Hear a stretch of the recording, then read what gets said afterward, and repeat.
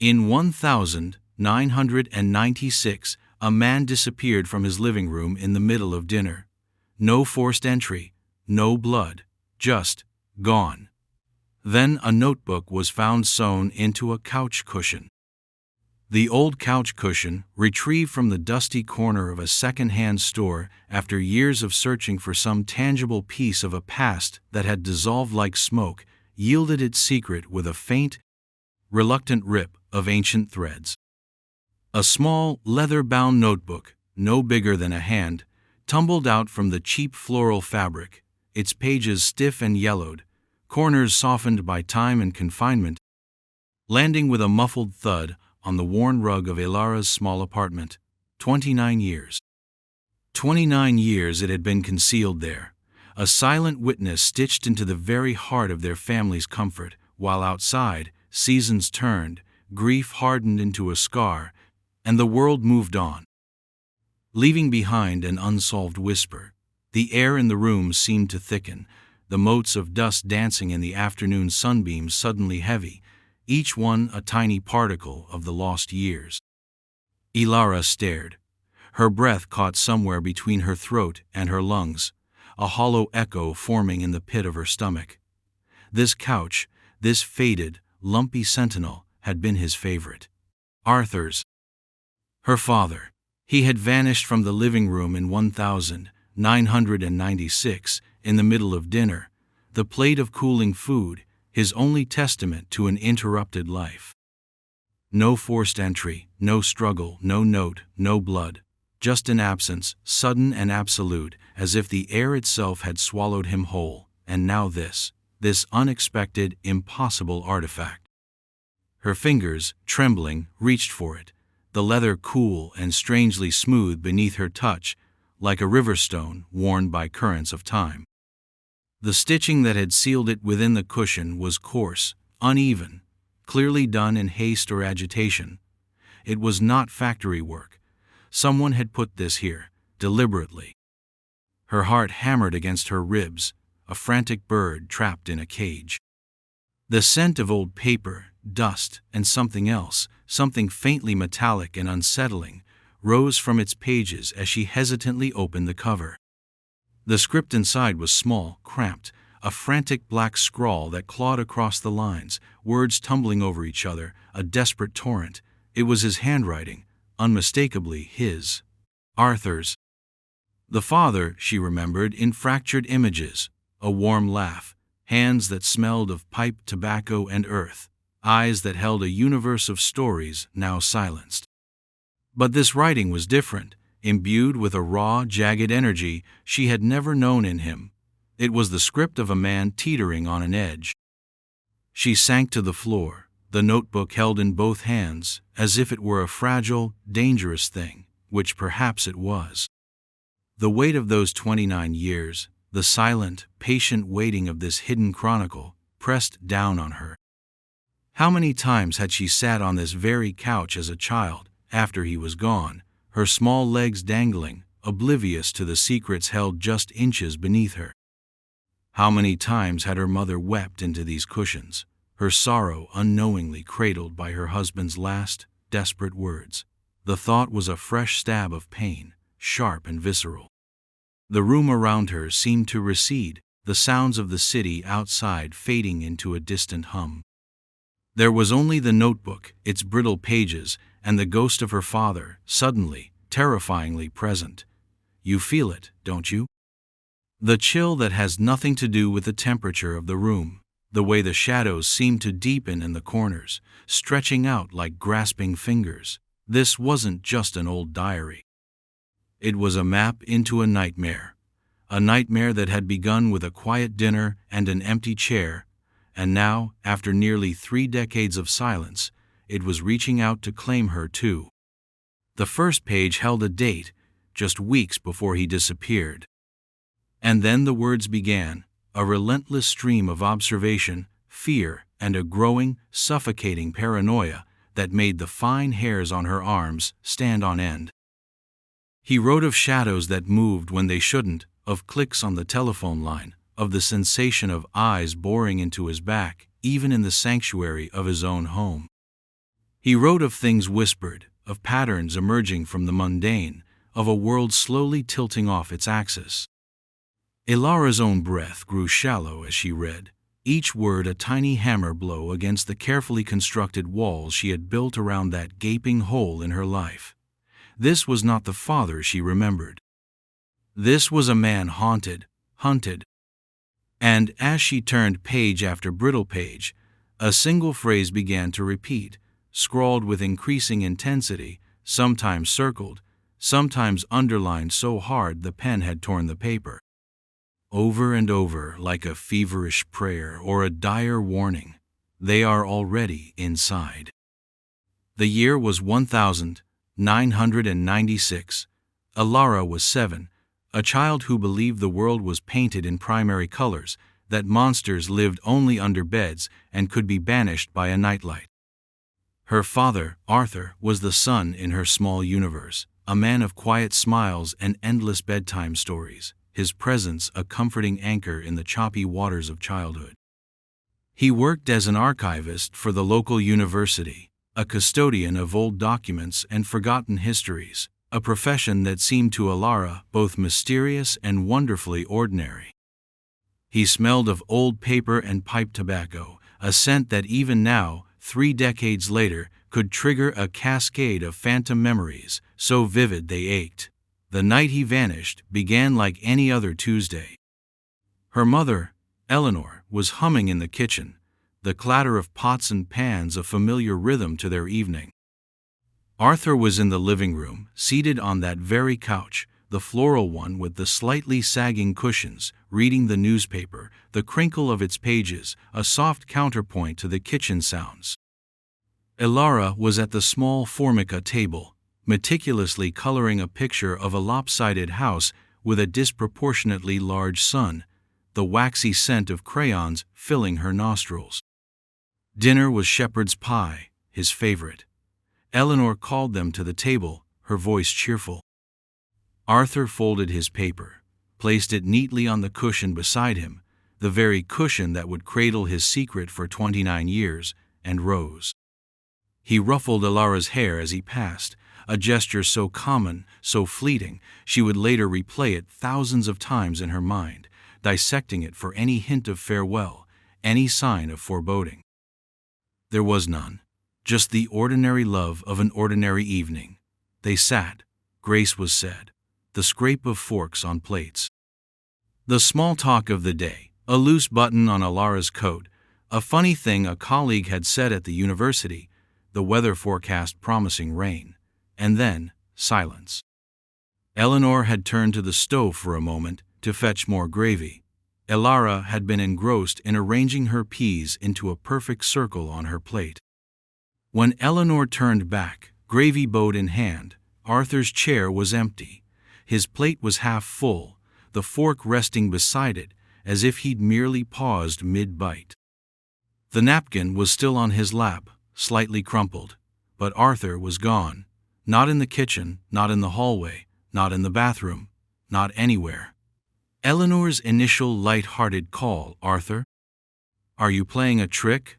soon escalated into a frantic, then terrified, search of the small house. Ilara, sensing the shift in the atmosphere, the way her mother's voice frayed at the edges, began to cry, a small, bewildered sound. There was no sign of forced entry. The doors were locked, the windows latched from the inside. His wallet was on the dresser upstairs, his keys were on the hall table, his car was in the driveway. It was as if he had simply evaporated, dematerialized between one mouthful of shepherd's pie and the next. The police came, their heavy boots loud on the wooden floors, their questions gentle but probing. Neighbors were interviewed, their faces pale and concerned in the flashing blue and red lights that sliced through the ordinary suburban night. Had anyone seen anything, heard anything? No, nothing. Just the quiet unfolding of another Tuesday evening, until it wasn't. Ilara remembered clinging to her mother's leg, the rough texture of her skirt, the smell of her fear, a scent acrid and sharp. She remembered a policeman, his face kind but weary, kneeling down to her level, asking if her daddy had said anything strange, if he had seemed worried. She shook her head, tears streaming, unable to comprehend the enormity of what was happening. Her father was just gone. The days that followed were a blur of hushed voices, solemn faces, and a cold dread that settled over their home like a permanent winter. The couch, his favorite spot, became a monument to his absence, its empty indentation a constant, silent accusation. Eleanor would sit on it for hours, staring at the space where he had been, her grief a tangible thing that filled the room. The initial investigation sputtered, then stalled, suffocated by the sheer impossibility of it all. How does a man vanish from a locked room in the middle of dinner, with his family mere feet away, leaving no trace, no clue, no earthly explanation? Detectives, seasoned by years of human depravity and cunning, found themselves adrift in a sea of baffling normalcy. They explored every avenue, however improbable.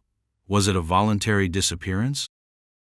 Unlikely, they concluded. Arthur had no known debts, no secret life they could unearth, no reason to abandon a wife he adored and a daughter who was his world. His bank accounts remained untouched. His colleagues at the university archives spoke of a meticulous, reliable man, perhaps a little introverted, but content. There were no whispers of illicit affairs, no gambling problems, no dark undercurrents to his quiet, academic life. Was it foul play? If so, the perpetrator was a phantom, capable of entering and exiting a locked house without leaving a whisper of their presence, and spiriting away a grown man in seconds, silently. The house was dusted for fingerprints, combed for stray hairs, scrutinized for hidden compartments or overlooked exits. Nothing. It was, as one frustrated detective muttered, as if he'd been plucked from the earth by unseen hands. Weeks turned into months. The police visits became less frequent. The journalists, initially buzzing with morbid curiosity, moved on to fresher tragedies. The case of Arthur Finch, the missing archivist, slowly, inexorably, turned cold. For Elara, growing up was an exercise in navigating a world defined by an enormous, unexplained absence. Her childhood was bifurcated, the sunlit, secure before, and the shadowed, uncertain, after. Her mother, Eleanor, became a fragile, melancholic figure, her life revolving around the hope of Arthur's return, a hope that withered with each passing year but never entirely died. She kept his clothes in the closet, his books on the shelves, his pipe and tobacco pouch in the drawer of his bedside table, as if he might walk back in at any moment and resume his life. Elara learned to live with the ghosts, with the unanswered questions that hung in the air of their home like invisible cobwebs. She became a quiet, observant child, attuned to the nuances of grief, the subtle shifts in her mother's moods. School was a gauntlet of curious stares and whispered speculations from other children, their innocent cruelty a constant reminder of her family's peculiarity. She developed a shell, a way of deflecting pity and intrusion, her internal world rich but guarded. The couch remained. When Eleanor eventually downsized to a smaller apartment, the couch, too bulky, too laden with painful memories for her to bear, was sold to a local charity shop. Elara, then a teenager, had felt a pang of loss, as if another piece of her father was being discarded. Years later, after Eleanor passed away, taking her fading hopes and quiet sorrows with her, Elara found herself adrift, the last remaining link to that fractured family unit. She was an adult now, a graphic designer living a solitary life in a city that felt both anonymous and suffocating. The mystery of her father's disappearance was a dull ache, a part of her very fabric, something she had learned to live with, like a chronic illness, but the wound had never truly healed. It throbbed beneath the surface, raw and tender. One rainy afternoon, wandering through a sprawling antique mall on the outskirts of the city, she saw it. Tucked away in a dusty corner, draped with a faded chenille throw, was the couch. She knew it instantly. The slightly lopsided armrest, the specific pattern of the worn floral upholstery, a small dark stain on the left cushion that she vaguely remembered being the result of a spilled cup of cocoa. Her heart lurched. It was like seeing a ghost. After 29 years, here it was. The price tag was surprisingly low. Without a second thought, driven by an impulse she didn't fully understand, a desperate need to reclaim some fragment of her lost past, she bought it. Arranging for its delivery to her small apartment was an absurd logistical challenge, but she didn't care. When it finally arrived, filling her living space with its bulk and the faint, musty scent of decades, she felt a strange sense of completion and a profound, unsettling anticipation. It was only a few days later, as she was idly plumping the cushions, trying to make it look less like a relic and more like a piece of furniture, that she noticed it. One cushion felt different, heavier, stiffer in one section. It was then, with a growing sense of unease, that she began to pick at the old frayed seam, her fingers tracing the coarse, unfamiliar stitches, until the small, leather-bound notebook tumbled out.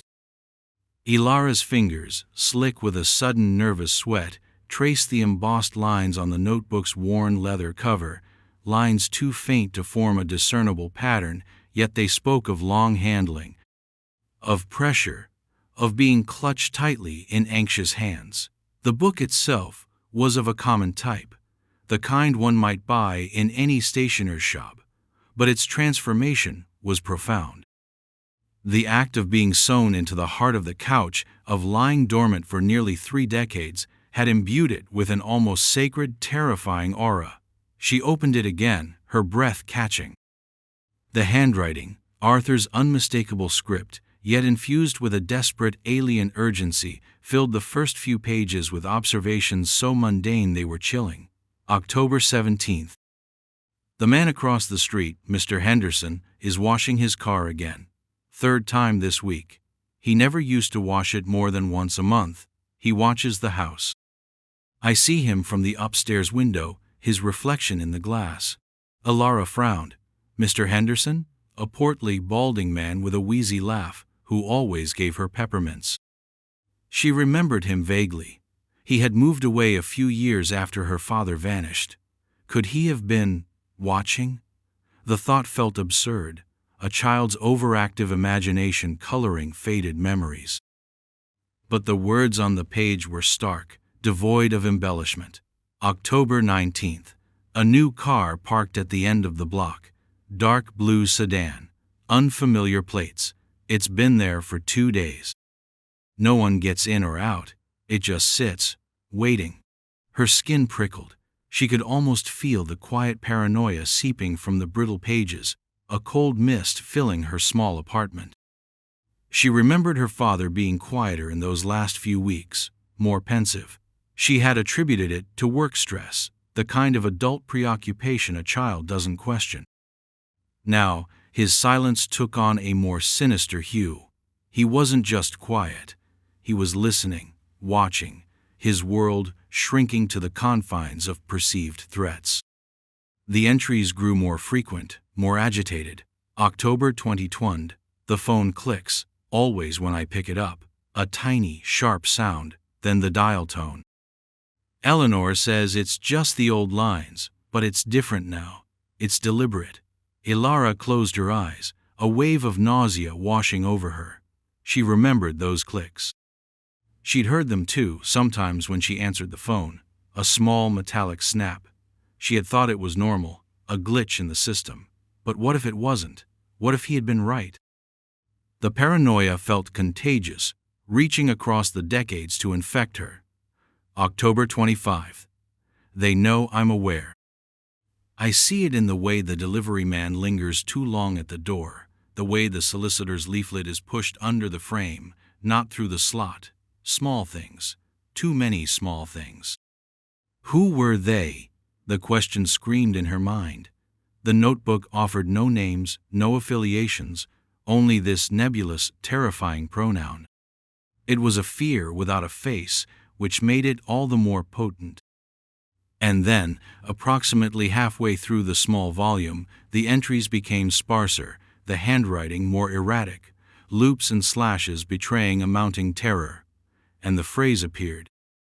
At first, it was just once, at the bottom of a page filled with observations about shadows in the garden. They are already inside. Then it appeared again, a few pages later, larger, underlined. They are already inside. And again until the last 40 or so pages of the notebook were filled with nothing but that single, horrifying sentence, repeated in a frantic, almost unreadable scrawl, sometimes taking up an entire page, the ink bleeding through, the pressure of the pen scoring deep into the paper. They are already inside. They are already inside. They are already inside. Ilara slammed the notebook shut, her hands shaking violently. The phrase echoed in her mind, a chilling litany. Inside what? Inside the house? Inside his mind? Inside their lives? The ambiguity was a torment. She stood up, pacing the small confines of her apartment, the notebook clutched to her chest like a shield, or perhaps the source of the danger itself. The floral pattern of the old couch seemed to mock her, its faded cheerfulness a grotesque counterpoint to the horror it had concealed. Her father hadn't just vanished.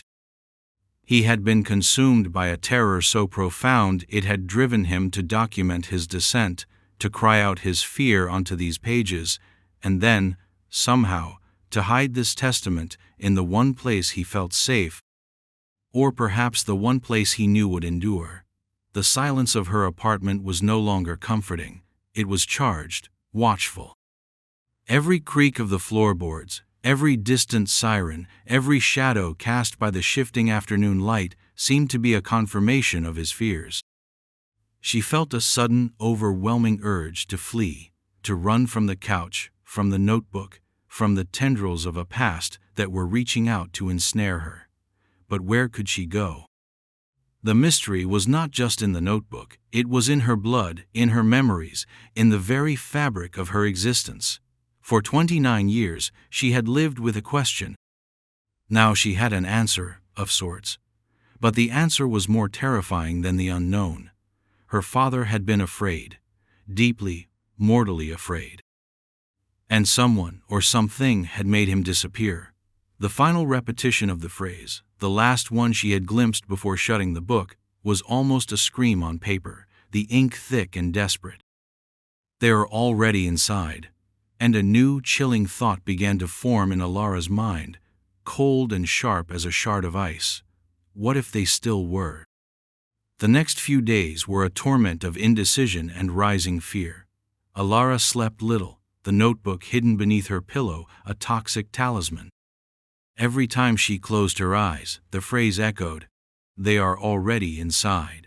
His frantic script was seared into her memory. She would wake with a start, heart pounding, convinced she heard footsteps in the hallway or the faint click of a latch. The city outside her window, once a comforting tapestry of anonymous lives, now seemed to hold 1,000 unseen eyes, all focused on her. She reread the notebook countless times, searching for a name, a clue, anything more tangible than the pervasive dread it exuded. But Arthur had been maddeningly vague about the they. Were they government agents, a criminal organization, or was it something more personal, more insidious? The entries detailing his observations of Mr. Henderson, the neighbor, felt particularly unsettling. Had the friendly old man with the peppermints been a spy?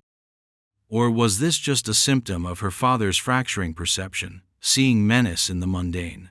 She found herself scrutinizing her own life, her own routines, with a newfound, unwelcome paranoia. The barista, who always remembered her order, was his smile too knowing? The quiet man who always sat in the same corner of the library, was he watching her? It was as if the notebook had passed on its curse, its atmosphere of suspicion bleeding into her reality. You start to look over your shoulder, don't you? You start to see patterns where there were none. The world becomes a stage, and you, the unwilling actor, suspect everyone else knows their lines except you. The mundane details of her father's fear were what made it so potent. He wasn't describing shadowy figures in trench coats. He was describing altered routines, misplaced objects, sounds that were just slightly off.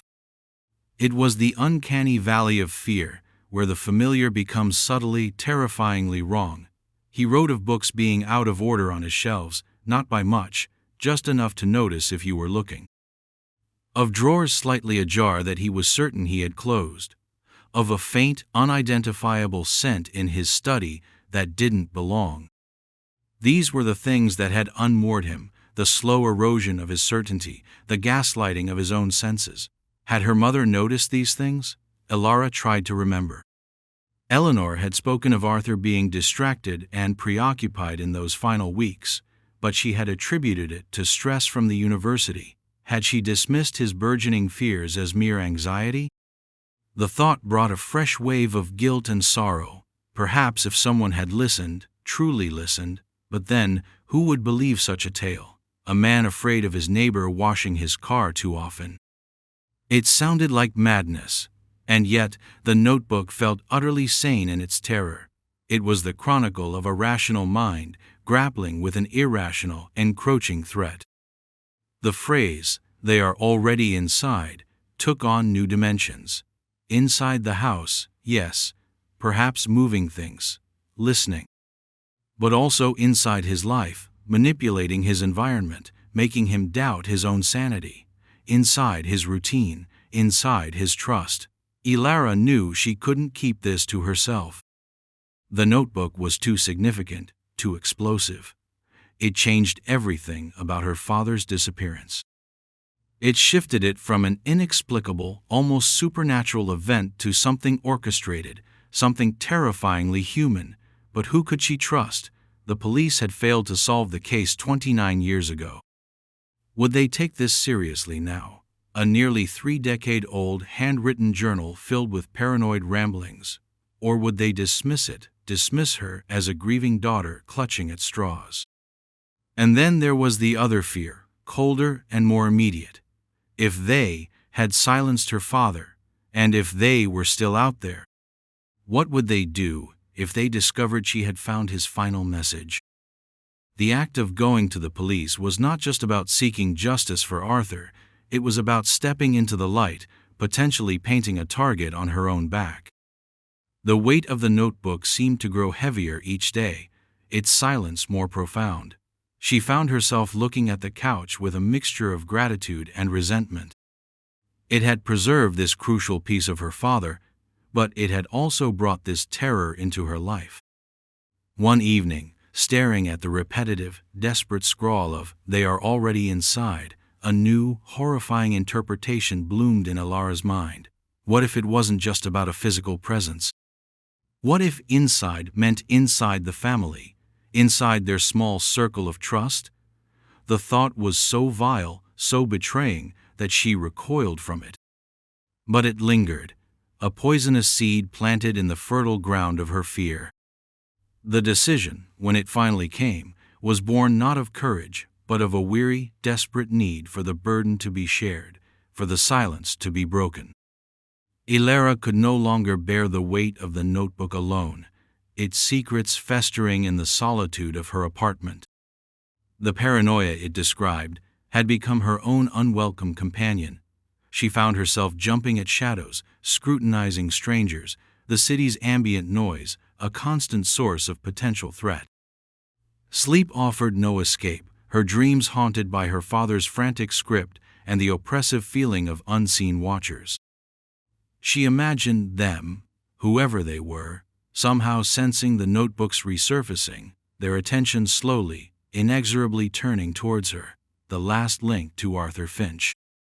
The thought of them discovering his words, his final, desperate act of witness, filled her with a cold dread. One gray, drizzly morning, after another sleepless night, Elara wrapped the small leather-bound notebook in a protective layer of acid-free paper, then placed it carefully inside a sturdy manila envelope.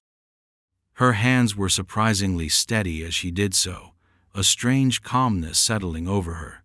It was the calm of inevitability, of having passed a point of no return. She walked to the Central Police Precinct, the envelope clutched tightly under her arm, each step feeling momentous, irreversible. The building itself was an imposing edifice of stone and glass, a symbol of order and authority that suddenly felt fragile against the unseen, insidious forces her father had described. Inside, the air was thick with the smell of antiseptic, stale coffee, and the low hum of bureaucracy. She approached the front desk, her voice barely a whisper as she asked to speak with someone about a cold case, a disappearance from 1996. A bored-looking officer, his eyes glazed with indifference, directed her to a waiting area, the plastic chairs cold and uncomfortable. The wait stretched, each minute amplifying her anxiety. She replayed her planned explanation, her justification for bringing this strange old artifact to their attention. Would they listen? Would they understand the terror compressed within those brittle pages? Finally, a detective appeared, a woman named Miller, her expression weary but intelligent. She led Elora to a small, sterile interview room. Ilara sat, placing the envelope on the metal table between them. Detective Miller listened patiently, her gaze unwavering, as Ilara recounted the story, the disappearance, the couch, the discovery of the notebook. There was no flicker of disbelief in Miller's eyes, no hint of dismissal, only a focused attention that gave Ilara a sliver of hope. When Ilara finally slid the notebook out of the envelope and pushed it across the table, Miller handled it with a surprising gentleness, her gloved fingers carefully turning the fragile pages. She read silently for a long time, her brow furrowed in concentration. The silence in the room was heavy, broken only by the distant sound of sirens and the soft rustle of the turning pages. Ilara watched Miller's face, searching for any reaction. When the detective finally looked up, her expression was grim. "This phrase," Miller said, her voice low, tapping a finger on one of the pages filled with the repeated words. "They are already inside. What do you think he meant, Ms. Finch?" Ilara shook her head, the familiar knot of fear tightening in her chest. "I don't know. That's why I'm here." He was terrified. He wasn't a man prone to fantasy. Miller nodded slowly. "The details he does list, the observations about his surroundings, the specific dates, these are things we can potentially cross-reference, even after all this time. Old case files, witness statements, neighborhood records." She paused. "This is significant, Ms. Finch. I can't make any promises, but we will look into this. We will reopen the investigation into your father's disappearance." Relief washed over Ilara, so potent it almost brought her to tears. It wasn't absolution, it wasn't a guarantee of answers, but it was something. Acknowledgement, a chance. As she left the precinct, the gray drizzle had intensified into a steady rain, washing the city streets clean. But the sense of being watched, which had become a constant hum beneath the surface of her days, suddenly sharpened. Standing across the street, partially obscured by the awning of a closed shop, a figure stood motionless, their face hidden by the brim of a hat and the collar of a dark coat. They weren't looking at the police station, they were looking directly at her. Ilara's blood ran cold. It could be anyone, a commuter waiting for a bus, someone sheltering from the rain. But the intensity of that unseen gaze felt specific, targeted. Her father's paranoia, his desperate words, echoed in her mind with chilling clarity. "They know I'm aware." Had she, by bringing the notebook to light, simply alerted them to a loose end? The walk home was a blur of heightened senses, every footstep behind her, every car that slowed, a potential threat. The relief she had felt moments before was swallowed by a fresh wave of fear, more personal, more immediate. The investigation was open again, but so, perhaps, was something else, something her father had tried to warn her about, from beyond the silent expanse of 29 years. The game, whatever it was, had resumed. The reopening of Arthur Finch's case, spurred by the cryptic and disturbing contents of his notebook, sent ripples through the quiet archives of the police department. Detective Miller, a tenacious investigator known for her meticulous approach to cold cases, assigned a small team to sift through the yellowed files, to re-interview anyone still alive who remembered the strange disappearance in 1996. Ilara, meanwhile, found herself living in a state of suspended animation, caught between a fragile hope for answers and an ever-increasing sense of personal dread. The figure she had seen outside the police station haunted her thoughts. Was it a figment of her heightened anxiety, a projection of the notebook's pervasive paranoia? Or was it real, a tangible sign that her father's fears were not just the product of a troubled mind, but a terrifying reality that now included her? She tried to maintain her routine, to go to work, to feign normalcy, but the effort was exhausting. Her small apartment, once a sanctuary, now felt like a cage, the couch a silent, brooding presence in its center. She would often find herself staring at it, wondering about the moment her father had carefully, perhaps frantically, stitched his last words into its unassuming depths. What had been his state of mind? Had he known his time was running out? Detective Miller called her periodically with updates, though they were mostly frustratingly incremental.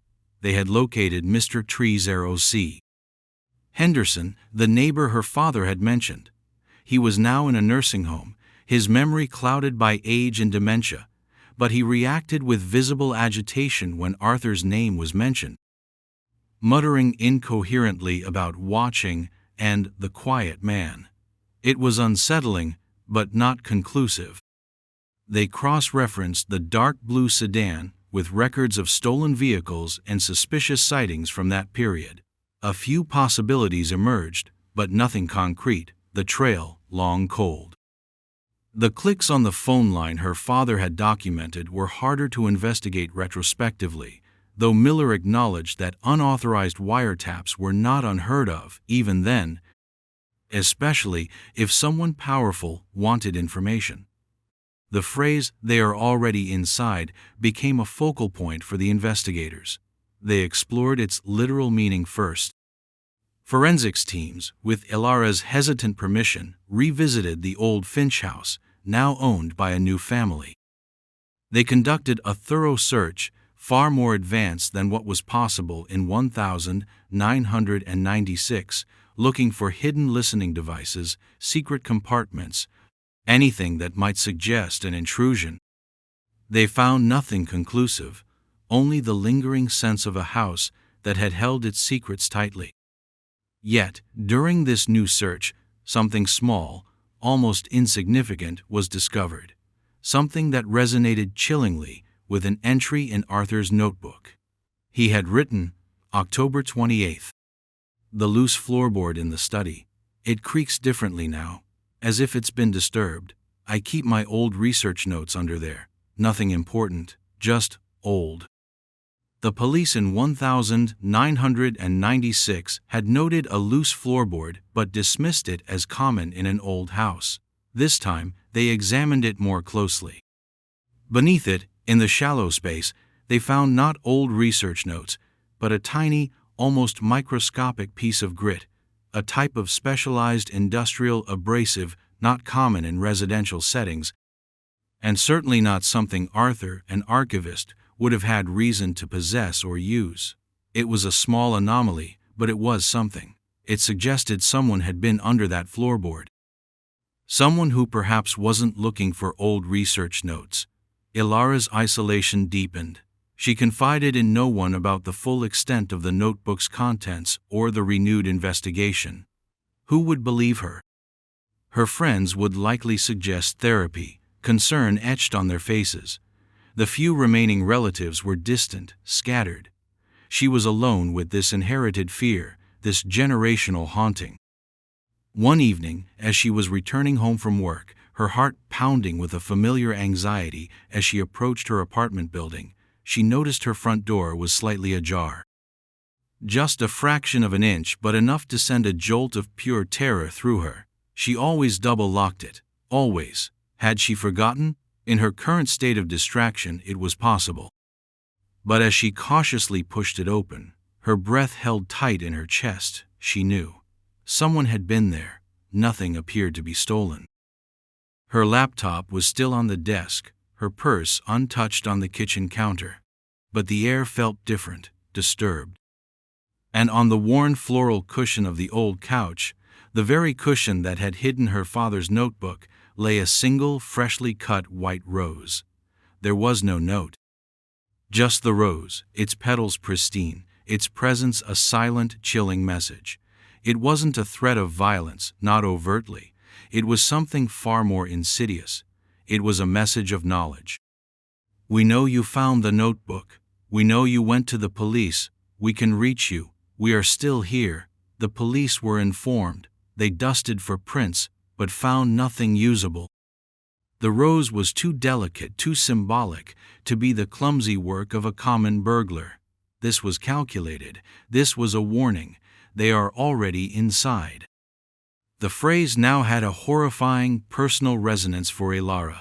They weren't just inside her father's past, they were inside her present, inside her home, inside her fear. The discovery of the white rose, a silent, chilling punctuation mark in the unfolding drama, shifted the investigation's focus and Ilara's perception of her own safety. It was no longer just about uncovering a 29-year-old mystery. It was about an active, present threat. Detective Miller, her expression hardening with a new resolve, ramped up the inquiry, poring over the sparse details of Arthur's notebook with renewed intensity, searching for any overlooked nuance, any subtle hint that could illuminate the identity of they. The microscopic piece of industrial abrasive found under the floorboard in Arthur's old study became a critical, if enigmatic, clue. Forensic analysis suggested it was a material used in highly specialized machining or safe cracking. This opened a disturbing new avenue. Had Arthur stumbled upon something related to a sophisticated theft? Or was someone trying to access something he possessed, something he perhaps didn't even realize was valuable? His work as an archivist at the university suddenly seemed less benign. Had he, in his meticulous cataloging of old documents and forgotten histories, accidentally unearthed a secret that someone powerful wanted to keep buried? Ilara remembered her father occasionally bringing work home, spreading out fragile manuscripts and faded maps on the dining table under the soft glow of a lamp. He had always been careful, his reverence for the past palpable. Had one of those innocuous-looking documents held a dangerous truth? The police began a painstaking review of Arthur's projects at the university archives in the months leading up to his disappearance. It was a slow, arduous process, sifting through acquisition records, catalog entries, and colleagues' fading memories. Most of his colleagues from that era were retired or deceased, their recollections often hazy. Yet, one former junior archivist, a nervous, bird-like woman named Ms. St. Albright, who had always been overshadowed by Arthur's quiet competence, recalled something. She spoke of a particular collection Arthur had been cataloging, a set of private papers donated by the estate of a wealthy, reclusive industrialist who had died years earlier. The industrialist, a man named Alistair Thorne, had a reputation for being eccentric and secretive, his business dealings often opaque. Arthur was troubled by something in those papers. Ms. Planks.coms.com. Albright said, her voice thin and reedy, her fingers twisting a handkerchief. He didn't say what, not directly. He was never one for gossip, but he grew quieter, more withdrawn. He started locking his office, which he never used to do. He mentioned once, just in passing, something about discrepancies, things that didn't add up. Discrepancies. The word echoed Miller's thoughts about the industrial abrasive. Could Thorne's papers have contained evidence of illicit activities, financial irregularities, or something even darker? And had Arthur Finch, the diligent archivist, been the one to find it? The police tried to locate the Thorne collection. According to university records, it had been fully catalogued by Arthur and then placed in secure storage. But when they went to retrieve it, the specific boxes containing the core financial ledgers and correspondence that Arthur had been working on were missing. Not misplaced, gone. Vanished from a secure archival facility, with no record of their removal. It was another dead end, yet also a glaring confirmation. Someone had gone to great lengths to ensure those papers disappeared, just as Arthur had. The phrase, "they are already inside," began to resonate with a terrifying institutional implication.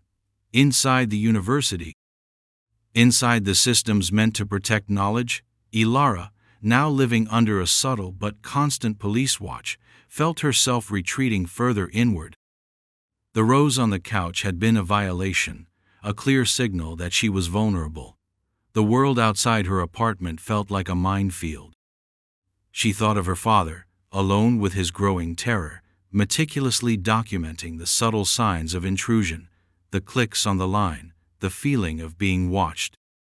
Had he felt this suffocating isolation, this sense that the very fabric of his reality was being manipulated?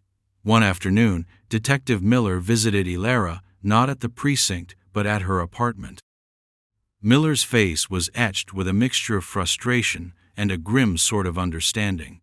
"We found something else in your father's old desk at the university archives," she said, her voice low.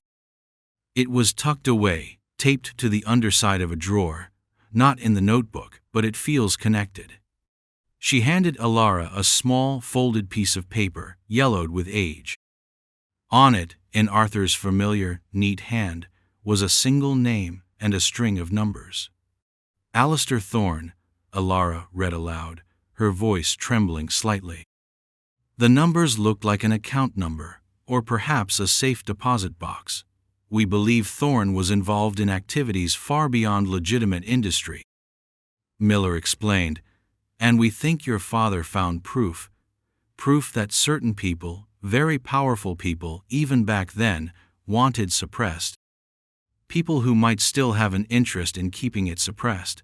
Suddenly, the paranoia in the notebook, the fear of being watched, the vague "they" started to coalesce into something more defined, more chillingly real. Her father hadn't been paranoid, he had been perceptive. He hadn't been losing his mind, he had been uncovering a dangerous truth. "The rose," Ilara whispered, "and the person watching me, they're connected to this, aren't they, to Thorne?" Miller nodded slowly. "It seems likely. Someone knows you have the notebook. Someone knows the case is active again. Someone is trying to intimidate you, perhaps to see what else you might know, or what else your father might have left behind. They are already inside." The phrase was no longer just a cry of fear. It was a statement of fact. They were inside the archives, inside the systems, and now they were reaching into her life. The threat wasn't just a ghost from the past, it was alive, and it was watching. The name Alistair Thorne and the string of numbers found taped beneath Arthur's old desk drawer became the new, precarious key. Detective Miller's team worked discreetly, trying to trace the numbers without alerting those who might still be guarding Thorne's secrets. The industrialist had been dead for over 3 decades, but his influence, it seemed, cast a long, dark shadow. "Powerful people," Miller had said.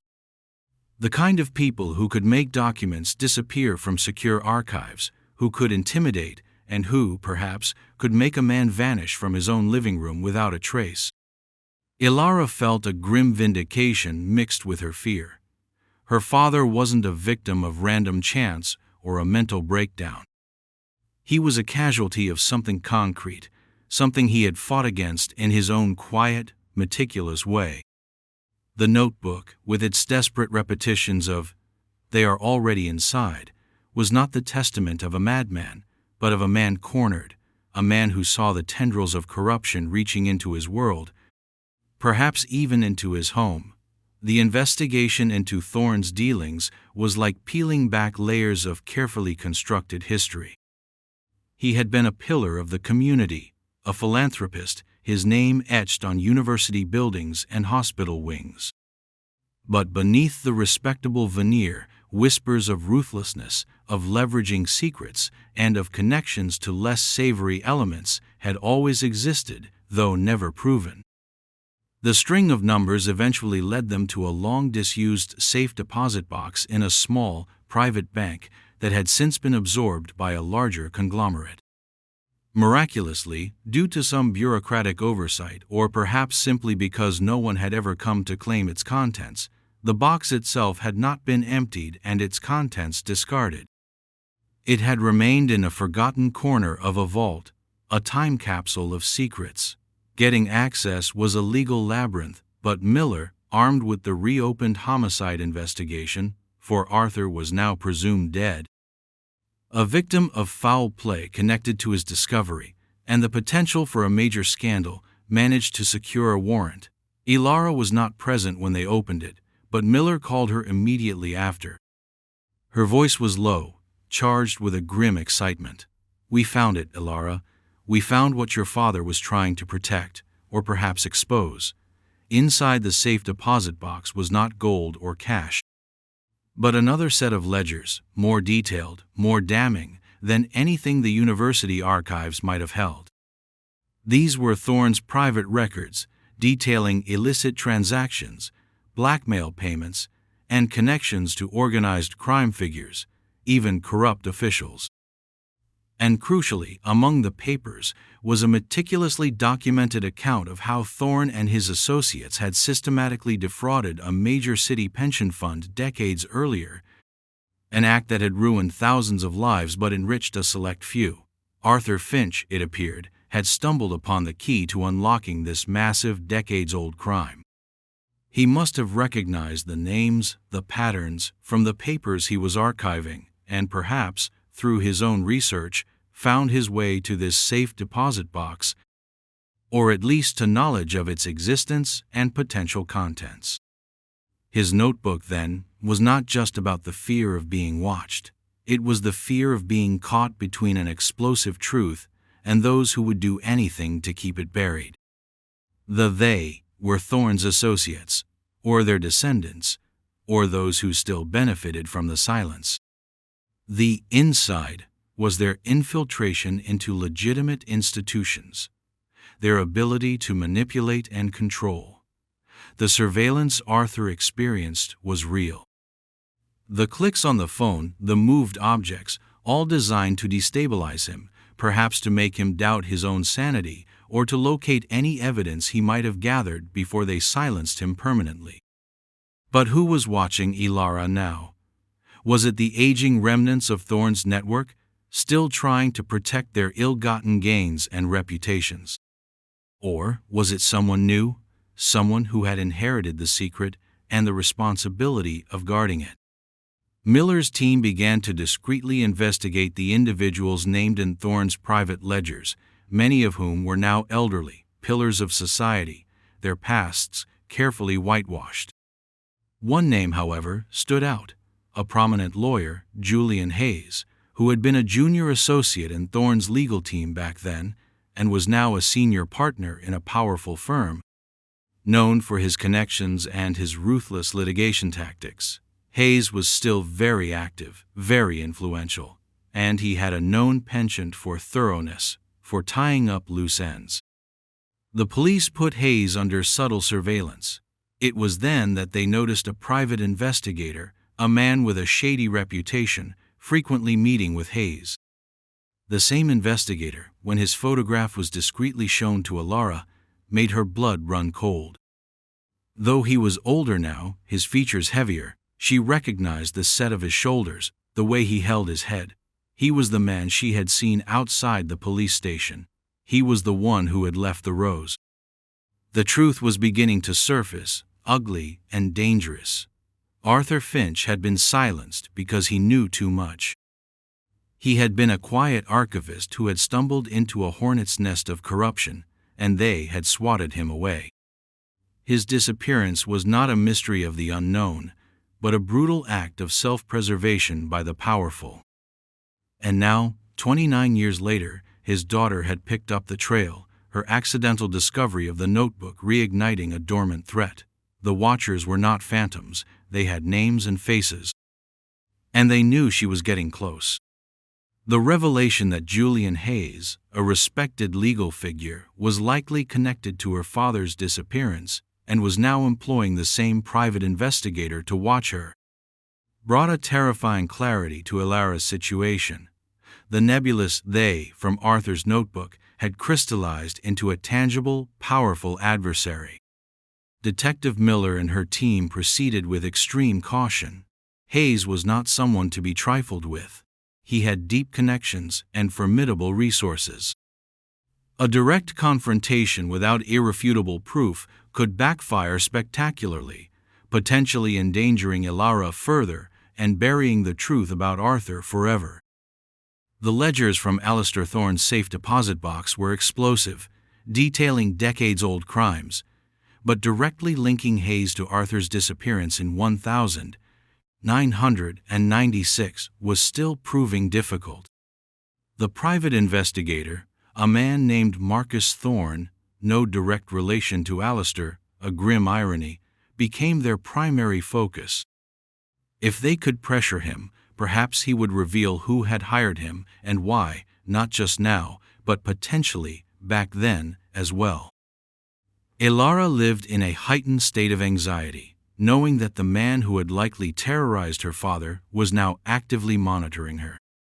The subtle police presence around her apartment was a small comfort, but the feeling of being hunted was pervasive. She reread her father's notebook, no longer with confusion, but with a profound, aching empathy. His fear, his sense of being trapped, his desperate repetition of, "They are already inside," it was all so clear now. He hadn't been paranoid, he had been a witness, marked for silence. The inside was the insidious reach of corruption, weaving its way into the fabric of society, into institutions, making it impossible to know who to trust. One evening, as Ilara was making tea, her phone rang. It was an unlisted number. Her heart hammered. She hesitated, then answered, her voice barely a whisper. "Miss Finch?" A smooth, cultured voice said, a voice that exuded confidence and a subtle, chilling menace. "Julian Hayes. I believe it's time we had a conversation." Ilara's blood ran cold. Detective Miller had warned her this might happen, that Hayes might try to approach her directly, to gauge what she knew, perhaps to intimidate, or even offer a deal. "Stay calm," Miller had advised. "Listen more than you speak, we will be monitoring. What do you want?" Ilara managed, her hand gripping the phone so tightly, her knuckles were white. "I understand you've taken an interest in some old history," Hayes said, his tone casual, almost friendly. "Specifically, concerning Alistair Thorne and, regrettably, your father. These are sensitive matters, Miss Finch. Best left undisturbed." "My father was murdered," Ilara said, the words raw, accusatory. A slight pause on the other end. "Your father disappeared, Miss Finch." A tragedy, certainly, but stirring up the past can have unforeseen consequences for everyone involved. It was a veiled threat, delivered with silken politeness. There are certain reputations, certain legacies, that people wish to protect. I'm sure you can understand that. Ilara thought of the notebook, of her father's terror. He knew what Thorne was, he knew what you all were. Hayes chuckled, a dry, humorless sound. "Your father was an archivist, Miss Finch, a man of papers and dust. He ventured into a world he didn't understand, a world with different rules." The arrogance in his voice was infuriating. "What happened to him?" Ilara pressed, her voice trembling but firm. "Where is he?" "Some things are better left unknown," Hayes replied smoothly, "for your own peace of mind." I would advise you to let this matter rest. Let the police file their reports. Let the dust settle again. It would be healthier. The line went dead. Ilara sank into a chair, shaking. He hadn't confessed, not directly, but his words, his tone, the implicit threat, it was a confirmation. He was involved. He knew. The police, who had indeed been monitoring the call, now had something more tangible. Hayes's attempt to intimidate a key witness in a reopened potential homicide investigation was a serious misstep. It gave them leverage. Armed with this, and the mounting circumstantial evidence from Thorne's ledgers and the investigator Marcus Thorne's activities, they decided to bring Marcus Thorne in for questioning. Under pressure, faced with evidence of his illegal surveillance of Ilara and the implication in a decades-old conspiracy, Marcus Thorne began to crack. He admitted he had been hired by Hayes recently to keep an eye on Ms. Finch and report on her activities, particularly her interactions with the police. But then, Detective Miller pushed harder, asking about 1,996, about Arthur Finch. Thorne, seeing his own future crumbling, eventually confessed more. He hadn't been directly involved in Arthur's disappearance, he claimed. He was younger then, a more peripheral figure, but he knew who was. He confirmed that Hayes, even as a junior lawyer, had been Alistair Thorne's ruthless enforcer of secrets. And yes, Hayes had orchestrated the neutralization of the threat posed by Arthur Finch. Arthur hadn't been killed in the house, Thorne revealed. That would have been too messy, too risky. He had been abducted, taken from the house so silently, so efficiently, during those few moments Eleanor was in the kitchen, likely by men skilled in such operations, men on Thorne's payroll. Drugged, probably, then driven to a remote location. What happened after that, Marcus Thorne claimed not to know for certain, but he implied Arthur was never meant to be found. He was an inconvenience who had been permanently removed. The notebook, sewn into the couch, was Arthur's last desperate act, a message in a bottle he hoped would one day be found.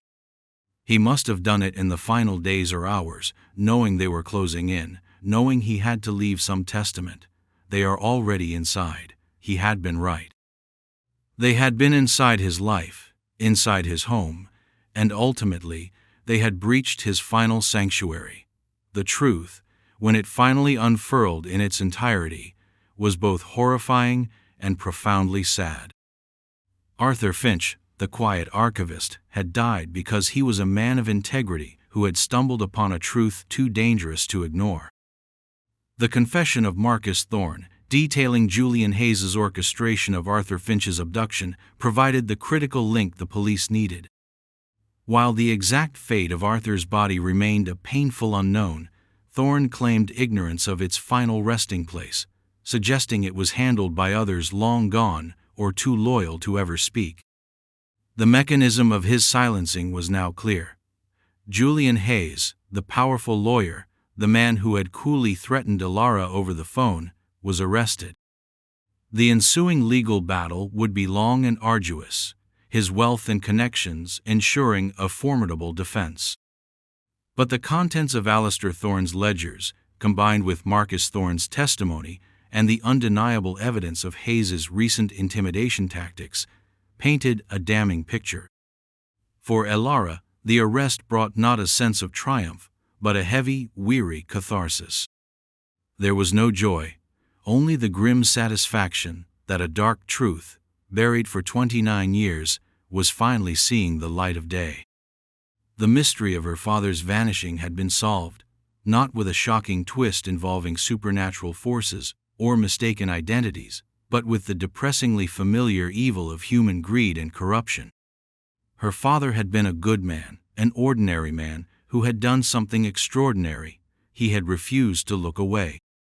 The notebook, now a key piece of evidence, sat in an evidence bag, its purpose finally fulfilled. Ilara felt a profound sense of loss, a reopening of old wounds, but also a strange kind of peace. The not knowing had been a unique torment. Knowing, even a truth as brutal as this, allowed for a different kind of grief, one that could, perhaps, eventually find a path toward healing. She often thought of the phrase that had haunted her, haunted him. They are already inside. It was a warning, yes, but it was also a testament to his awareness, his refusal to be gaslit into silence until the very end. He knew the enemy was not just outside, but had breached the defenses, infiltrated the trusted spaces. In the weeks and months that followed, as the legal proceedings against Hayes began, Elara found herself drawn back to the old couch. It sat in her apartment, no longer a symbol of suffocating secrets, but a monument to her father's quiet courage. She would run her hand over the faded floral fabric, over the cushion where he had hidden his last words. It was a connection, a tangible link to the man she had lost, and the man she was only now, through his hidden words, truly coming to know. One rainy afternoon, much like the day she had found the notebook, Elara sat on the couch, a cup of tea growing cold beside her. The city outside hummed its indifferent tune. She thought of her father, not as the smiling, carefree man of her earliest memories, nor as the terrified figure in the notebook, but as someone who had possessed a deep, quiet strength. He had tried to protect his family, to warn them, in the only way he knew how. The legal battle would continue, and its outcome was uncertain. Justice, Elara realized, was a complex, often imperfect thing. Hayes might be convicted, or he might use his power to escape true accountability. But for Elara, the true resolution lay not in a courtroom verdict, but in the reclamation of her father's story. He was no longer just a man who had vanished. He was a man who had seen, who had understood, and who had left a legacy of truth, however terrifying. The trauma of the discovery, the fear, the paranoia, those would linger, scars on her soul, but they would not define her. She had faced the ghosts of her past, and in doing so, had found a strength she hadn't known she possessed. She picked up a small, framed photograph of her father from the side table, a picture taken years before his disappearance, him, smiling, holding a much younger Elara in his arms. She looked at his eyes, no longer searching for a hint of the fear that was to come, but seeing the love that had always been there. The world was still a place of shadows and dangers, but now, Elara knew that even in the deepest darkness, truth could endure, hidden in the most unexpected of places, waiting patiently to be found. The couch, a silent witness for 29 years, had finally given up its most profound secret, and in doing so, had given Elara back a father she thought was lost to an inexplicable void, revealing instead a man of quiet, tragic heroism. The ache of his absence would never fully disappear, but it was now mingled with a bittersweet understanding, a sense of peace amidst the sorrow. He was gone, but his voice finally had been heard.